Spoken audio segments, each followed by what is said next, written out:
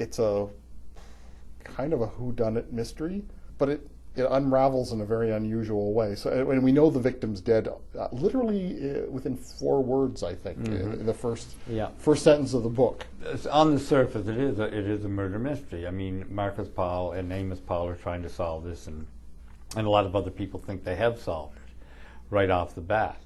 And it's about the death of Hector Peniak, who wants money to go to university, and he gets a union card from Amos Paul, who's the chief, and manages to secure him a union card for the docks, and he works his first boat, which is the Lutheran, a Dutch ship out of Rotterdam, and he works that, and he's in the 4th hold, which is the cubby hold, and it's the smallest hold, and he's working with the 2 heads of the union, and by 11 o'clock that morning or 11:30 that morning, he's dead.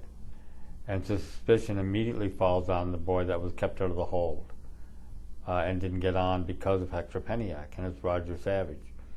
Needless to say that Roger Savage's house overlaps the reserve, and that he's had a dispute with Hector Peniak's half-brother over salmon rights doesn't help him at all. Also, Roger Savage is also fairly bullheaded and a little arrogant, and he refuses to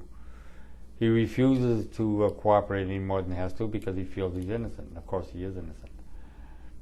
But it's easy enough to deem him guilty, and as I said with Max Dorn, a kind of cultural laziness and a kind of prejudice about who these people are allows him to think Roger Savage is the guilty party. And that starts the Golgotha. That starts, the misery, not only for Roger Savage, but for the whole band and the whole community over the summer.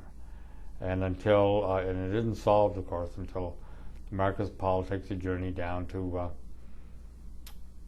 down south in 2006 and realizes by seeing a bloody bullet fragment from Billy the Kid that, my God, now I know what happened in the second case, and I probably know what happened in the first case too.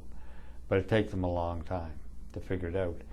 And but the interest in the murder was only my secondary interest. I mean, I was interested in discovering it, and I was interested in finding out what happened in the hold, which I didn't know happened until Bryce Peel actually wrote his letter. Then I said, "Oh my God, yes, that's what happened."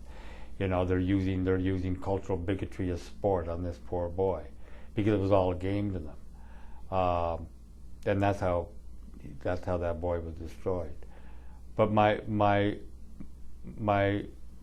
primary concern was the focus on individual integrity and how everyone can only have individual integrity for themselves. You can't join a group to have it. You can't promote a cause to have it. It can be there, but you can't do that and immediately assume it.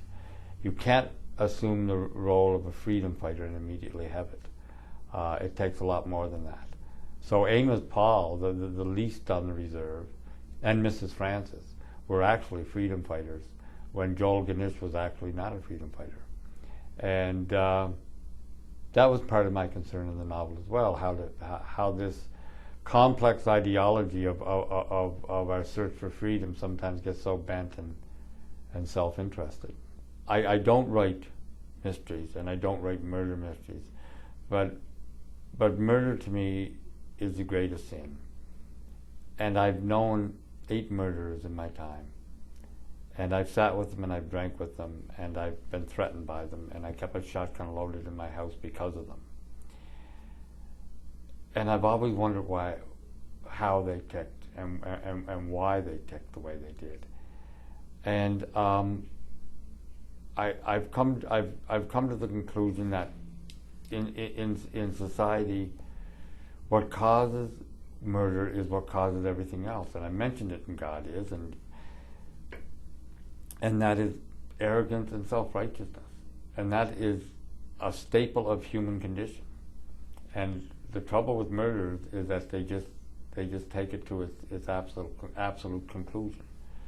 And so when I'm dealing with these, yes, they're murder mysteries or they're murder, but I'm dealing with them on on another level, or at least for my own self, I'm dealing with them on another level, and so that's why I deal with the Billy Monks of the world.